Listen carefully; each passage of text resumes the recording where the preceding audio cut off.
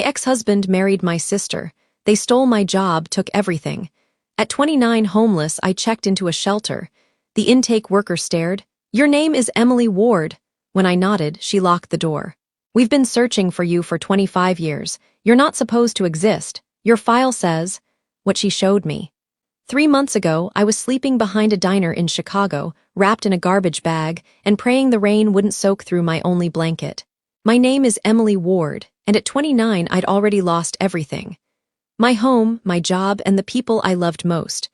My husband, Ethan, ran off with my sister, Claire, and together they stole not just my career, but my entire life. I thought I'd hit rock bottom the day I started digging through dumpsters for food. But I was wrong. The night I walked into Street Mercy Shelter, I just wanted a warm bed and a meal. Instead, the intake worker froze when she saw my ID. Her hands began to tremble. "Your name is Emily Ward," she whispered. When I nodded, she locked the door, pulled down the blinds, and said the words that shattered everything I thought I knew. "We've been searching for you for 25 years. I used to think life had a rhythm you could trust. Work hard, love honestly, and the universe would reward you with peace. I was wrong. At 27, I thought I was living the dream. I had a stable job as a senior strategist at Lux Edge Marketing, a corner desk with a skyline view, and a husband who kissed my forehead every morning before I left for work.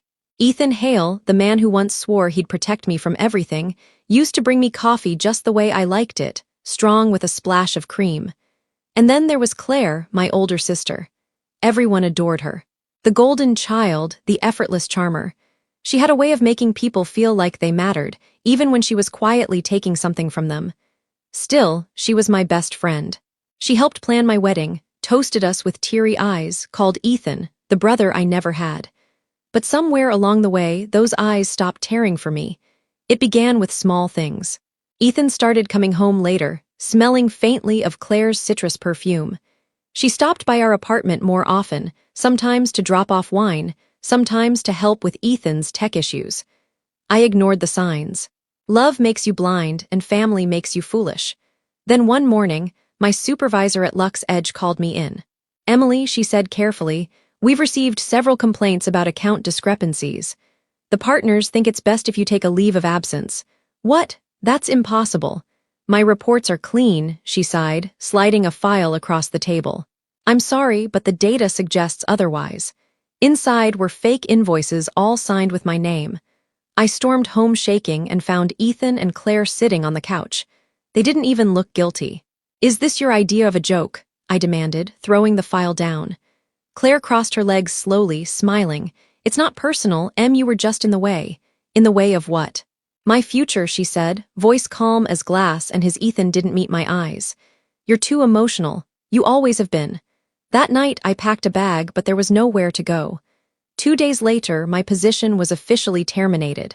My company laptop, phone, and ID card were disabled. My apartment lease co-signed by Ethan was abruptly canceled. By the end of the week, my entire life had been deleted like an old email. I tried calling my parents, but Claire had gotten to them first. "Emily is struggling," she must have said. "She's unstable." Because when I finally did get Mom on the phone, her voice was strained and distant. "Sweetheart, maybe it's best if you take some time to get help." Help, that word echoed in my head for weeks until I had nothing left but the cold, the silence, and the question that would haunt me later. Who was I really, before they took everything? The first night I slept in my car, I told myself it was temporary. I still had my resume, my degree, and enough pride to believe I could rebuild. But reality doesn't care about pride or resumes. The second week, my car battery died. I sat there in the dark watching frost crawl across the windshield and realized that no one was coming to save me. I pawned my engagement ring for $80. It bought 2 days in a cheap motel and a handful of meals from gas stations. When the money ran out, I started walking from one shelter to another, pretending I was just between apartments, pretending I wasn't terrified. People think homelessness is loud, shouting, sirens, chaos, but it's not. It's quiet. It's the sound of being invisible. You learn to stop making eye contact because people only see what they're comfortable seeing. A homeless woman in her 20s, too messy for sympathy, too young for pity. One night, I was standing outside a grocery store when someone called my name. Emily. I turned and froze. It was Mrs. Patterson, a former client from Luck's Edge. "Oh dear," she said softly, eyes darting to my torn coat. "I heard what happened, you poor thing." Her smile faltered and she stepped back, clutching her shopping bag like a shield. That was the moment I learned there's something worse than hunger-shame. By January, I'd lost 20 pounds and most of my hope. I kept a notebook from my old office job. I'd flipped through it at night, tracing my handwriting, trying to remember the woman who used to sign contracts and lead meetings. She felt like a ghost. Then came the snowstorm. The temperature dropped to 14 degrees and my car had long since been towed. I tried to sleep under an awning behind a diner using trash bags for warmth. I remember thinking, if I close my eyes, maybe I just won't wake up. A voice woke me instead. "You'll die out here, sweetheart."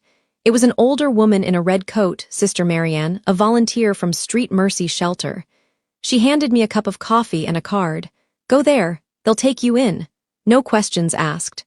I stared at the card for a long time that night.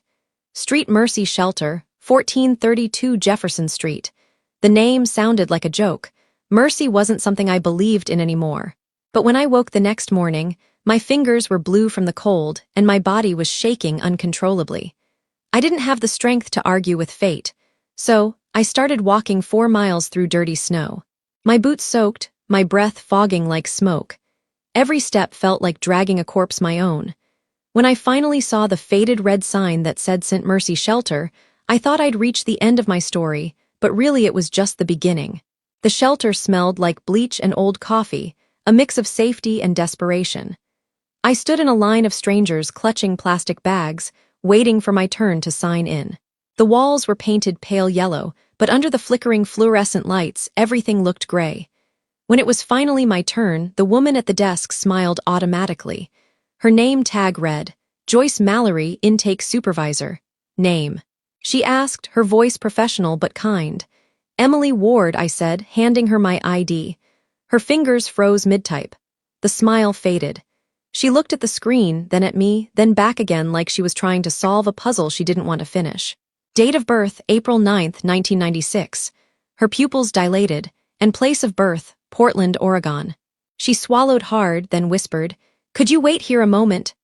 Before I could respond, she stood so abruptly her chair slammed against the wall. She hurried to a back office, leaving me alone with the sound of the humming computer and murmurs from the other residents. Someone behind me joked, "Guess she found your secret file, huh?" I tried to smile, but my heart was hammering. Then I heard it, the sharp click of a lock. The door to the lobby had been bolted from the inside. Joyce returned a minute later, pale and trembling. She reached up and pulled the blinds shut. One by one, the room darkened. People started murmuring nervously. "Ma'am," I said, my throat tightening. "Is there a problem?" She didn't answer.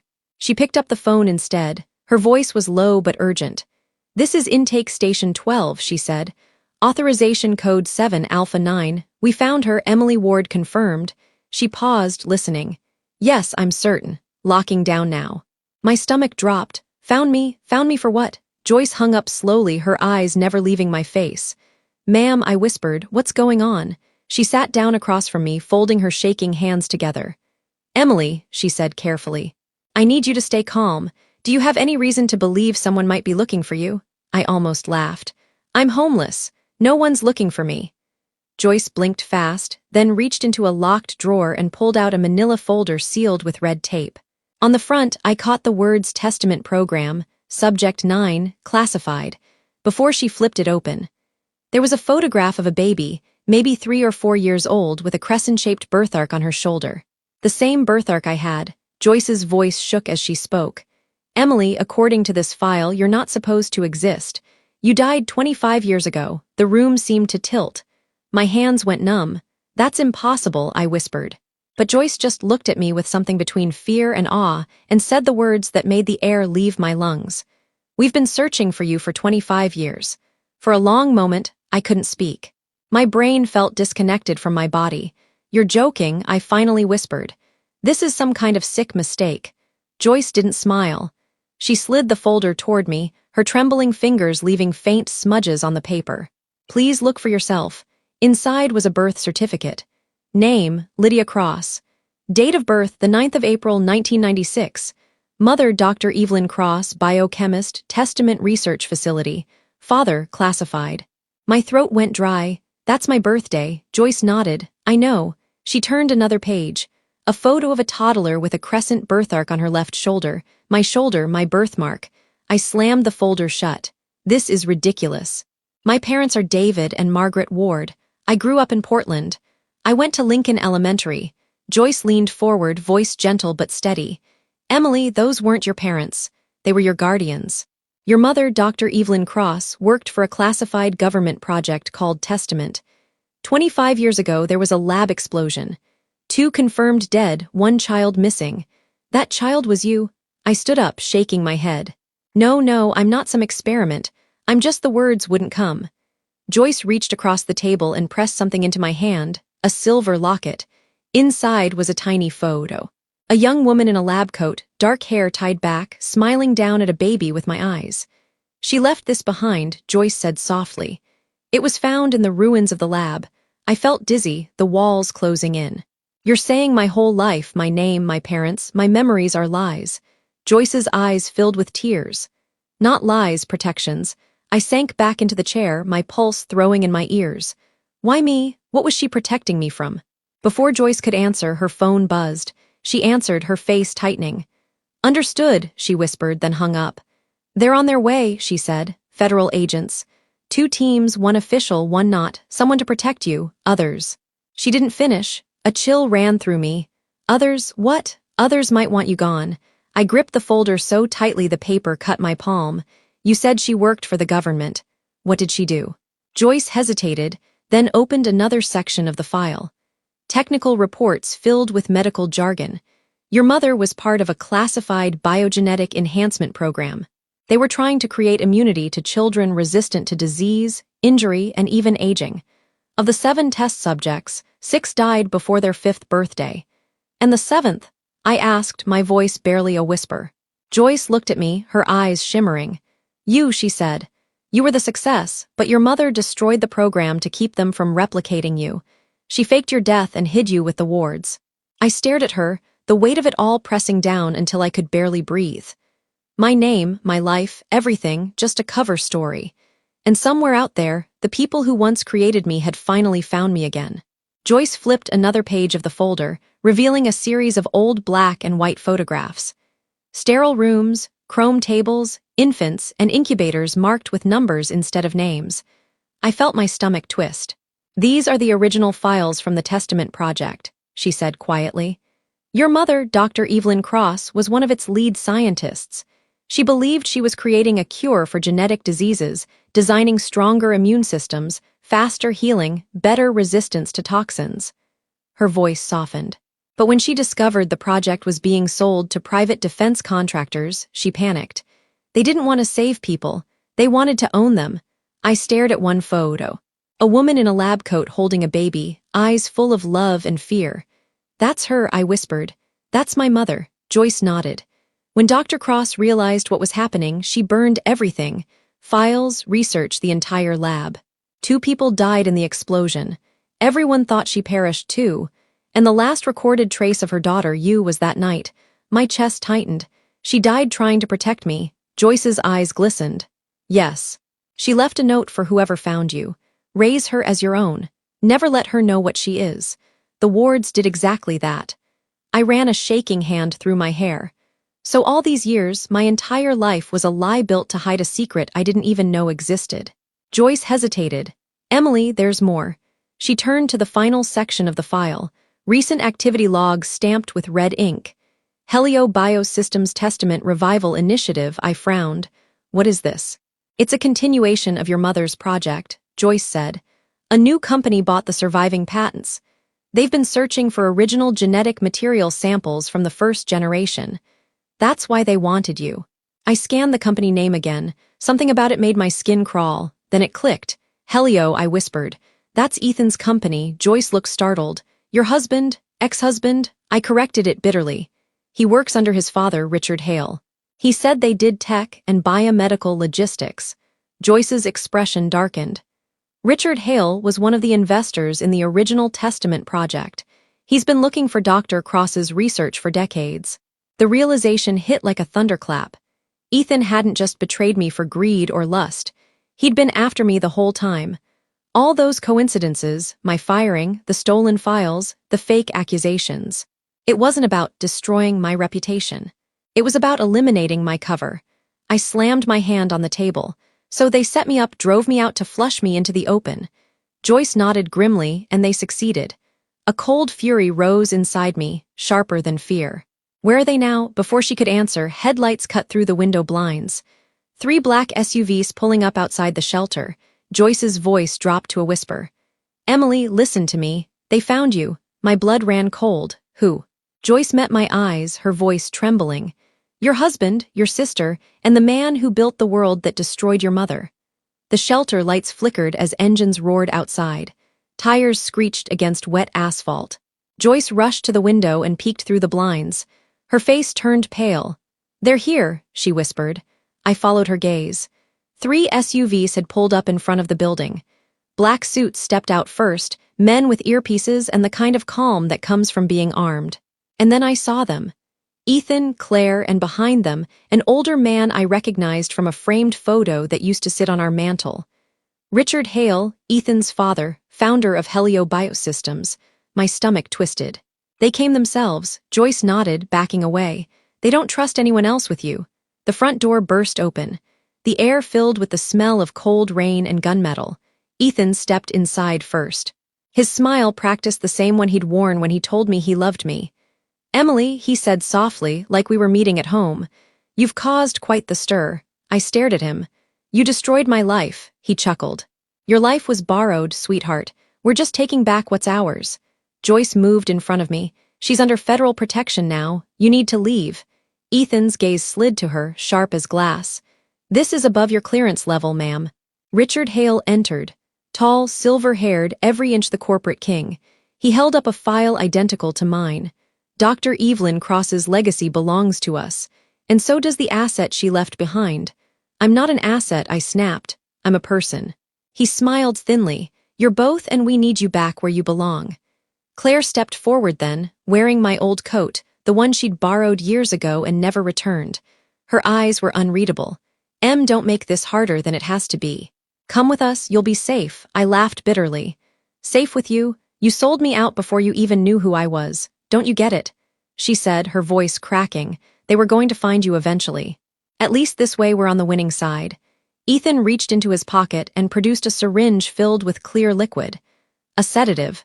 Quick, painless. You'll wake up in a secure facility surrounded by people who understand what you are. Joyce's voice trembled. She's not going anywhere with you, he smirked. And who's going to stop us? That's when the shout came from the hallway. FBI, step away from her. The world exploded into chaos. Agents poured in through the side door. Black vests, drawn weapons, laser sights flashing across the room. Ethan spun around, gun in hand. Joyce grabbed my wrist and yanked me behind a desk as bullets cracked through the walls. Move, she shouted. We crawled toward the rear exit, glass raining from the windows. I could hear Ethan yelling over the gunfire. We need her alive. A bullet grazed my arm, a searing pain followed by warmth running down my sleeve. I bit back a scream. Joyce kicked open the back door, shoving me into the alley. Sirens wailed in the distance. A black SUV screeched to a halt in front of us. The driver's door swung open, and a man stepped out, tall, trench coat flapping in the wind, badge glinting. Director Mason Blackwood, Miss Ward, he barked. Get in. Joyce helped me climb into the back seat as Blackwood slammed the door and hit the gas. The tires squealed, launching us into the rain-slick streets. For a long moment, no one spoke. My arm throbbed, my heart pounded, and my brain felt like it was catching up to reality in fragments. Finally, I whispered, What am I? Blackwood's eyes met mine in the rear-view mirror. You're proof that Dr. Cross's experiment worked. Your cells regenerate 10 times faster than normal. You could cure diseases people have died from for centuries. I shook my head. So they wanted to own me, use me. Yes, he said simply. Helio Bios doesn't want to cure illness. They want to sell immortality. I stared out the window as we sped past the blurred glow of city lights. Rain streaked across the glass like tears. My mother died trying to stop them. She succeeded for 25 years, Blackwood said. Now it's your turn. The words hit deep. Not a threat, not a command, but a choice. I pressed my bleeding arm against my chest and looked back at the road disappearing behind us at the shelter where everything I believed about myself had burned away. "I'm done running," I said quietly. Blackwood's eyes softened in the mirror. "Then you'd better be ready, Emily, because the war your mother started isn't over." And somewhere behind us, through the smoke and sirens, I could still hear Ethan shouting my name. Not out of love, but fear, as the empire he'd built on lies began to crumble. For the next 72 hours, I lived like a ghost. Blackwood's team hid me in a safe house outside Chicago. A cold concrete box with bulletproof windows and government silence. My wound healed faster than anyone expected. The doctors whispered about accelerated tissue regeneration. I didn't care what they called it. I just wanted my life back. On the third night, Blackwood came in carrying 2 folders. He dropped them on the table. One labeled New Identity, the other case file Helio Bios. "You have a choice," he said. "You can disappear. New name, new country, never look back. Or you can help us finish what your mother started." I stared at the helipile. Ethan, Claire, Richard, every face I hated, every betrayal I bled for, staring back at me in black ink. "What if I choose something else?" I asked quietly. Blackwood frowned. "What do you mean?" "Option 4, I said, echoing his own line from the file. "You said my mother fought to stop them. I'll finish it." He studied me for a long time before nodding once. "Then we make it official." 6 months later, Emily Ward was dead. The papers said I'd been shot during the Mercy Shelter incident. A closed casket funeral followed a few coworkers from Lux Edge, my parents, and even Claire, who clung to Ethan's arm and pretended to cry. They didn't know I was standing across the street, hidden under a black umbrella. When the casket was lowered, Claire pressed her face into Ethan's shoulder. He whispered something that made her laugh. I smiled grimly. The obituary described me as a bright young woman taken too soon. I wanted to believe that was true. That part of me really had died that night. Because the person who replaced her had a different name, a different purpose, and nothing left to lose. I became Alyssa Grant, a consultant in biomedical logistics, an identity crafted by Blackwood's division, complete with credentials, degrees, and a resume designed to seduce the corporate elite. 3 months later, Helio Biosystems hired me directly under Richard Hale himself. Helio's headquarters was everything I remembered about power: glass, steel, and quiet fear. I moved through it like a ghost, smiling, shaking hands, listening. Ethan didn't recognize me. My hair was darker, my eyes disguised behind lenses, my voice tempered by control. But there was one moment, one flicker, when his gaze lingered too long, and I saw a shadow of doubt. That doubt was enough. Within weeks, I had full access to Project Testament Revival. The files were worse than I imagined. Illegal human trials, organ harvesting, genetic replication. They weren't just trying to recreate me. They were trying to mass-produce me. Every night, I encrypted the data and sent copies to Blackwood's team. But it wasn't enough to expose them. I needed them to feel it. The perfect chance came during the Helio Annual Research Gala, a glittering masquerade of billionaires and empty promises. I wore a black gown and a silver mask, my heart pounding beneath layers of calm. Ethan was there, of course, polished, confident, feeding lies to investors. Claire was beside him in an emerald dress, her smile stretched thin, eyes hollow. When I approached them, Ethan turned, his voice warm and unguarded. "Can I help you, miss?" I tilted my head slightly. "You already did." The color drained from his face. "Emily," I smiled, not quite but close enough. Before he could speak, sirens wailed outside. The ballroom doors slammed open as federal agents poured in. Gasps rippled through the crowd as badges flashed and cameras captured everything.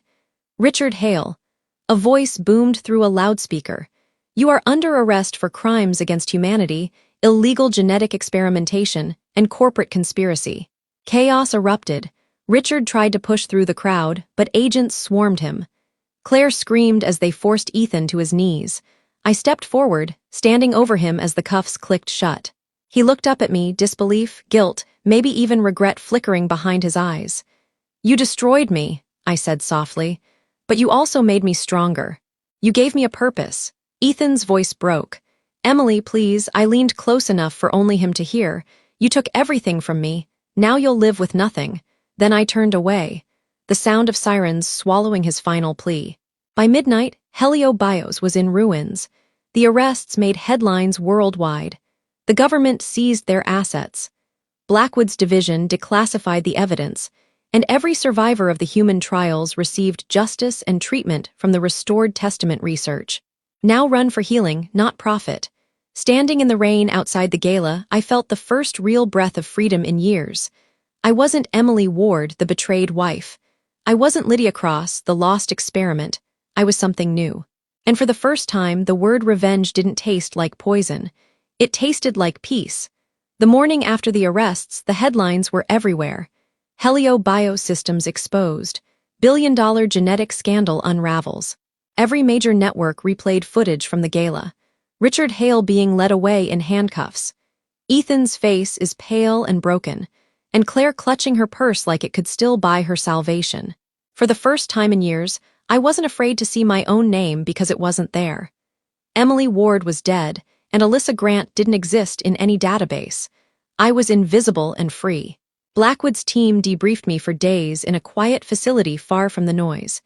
He said Helio's downfall had set off a wave of reforms across the biotech world. Stricter ethics boards, whistleblower protections, a new division dedicated to regulating genetic enhancement. He didn't mention my mother, but I could feel her ghost in every victory. One afternoon, Blackwood came to see me. He placed a small silver box on the table. "What's this?" I asked. "Something we recovered from the original testament site," he said. "Your mother's personal drive. It survived the fire." Inside was a simple USB drive and a folded note, yellowed and fragile. My hands trembled as I opened it. The handwriting was elegant. The ink faded. "If you are reading this, my Lydia, it means you lived. Forgive me for the lies, the danger, the fear. I could not save the world, but maybe you can. Do not let them use you. Do not let them turn life into property. You were made for healing, not for war." Tears blurred the words. I pressed the note to my chest, whispering, "I made it, Mom, and I won." Months passed. The world moved on. Richard Hale was sentenced to life for crimes against humanity. Ethan received 20 years for conspiracy and fraud. Claire, desperate and cornered, testified in exchange for immunity. The last I heard, she was living alone in a small apartment outside Milwaukee, waiting tables, a ghost of the woman who once stole my life. As for Joyce Mallory, she refused every interview and went back to her work at Street Mercy Shelter. The government awarded her a medal, but she never mentioned it. When I visited her one evening, she just smiled and said, "You were never lost, Emily. You were just waiting to be found." I left an envelope on her desk before I left a donation large enough to rebuild the shelter twice over. Signed only for those who need a second chance. The Testament program was reborn not as a weapon, but as a global initiative for medical advancement. The technology that once nearly destroyed me now treated children with terminal genetic disorders, soldiers with neurological injuries, and patients who'd been told there was no hope. Every time I saw a news segment about a child cured of a disease once thought incurable, I felt my mother's presence. Her research had finally become what she'd intended it to be. Mercy, not manipulation. Now I live in the shadows again, not hiding, but watching. I travel between research facilities under the name Alyssa Grant, coordinating the ethical transport of experimental treatments. Some nights I still dream of the woman in the lab coat smiling through smoke, handing me to safety. I don't know if I'll ever stop running entirely, but maybe I don't need to because running led me here to truth, to purpose, to freedom. Sometimes when I walk past the Street Mercy Shelter, I stop at the door and listen to the voices inside. The laughter, the sobs, the second chances being handed out like blankets. And I remember the night I first walked in, soaked, hungry, broken, and the moment Joyce locked that door and said, "We've been searching for you for 25 years. I used to think that night destroyed me. Now I know it was the moment I was reborn." Final reflection. We spend our lives running from pain, but sometimes pain is the thing that shows us who we truly are. My name was Emily Ward. Before that, Lydia Cross. Now it doesn't matter. What matters is this. I was never just a failed experiment. I was my mother's proof that hope can survive fire and become something unstoppable.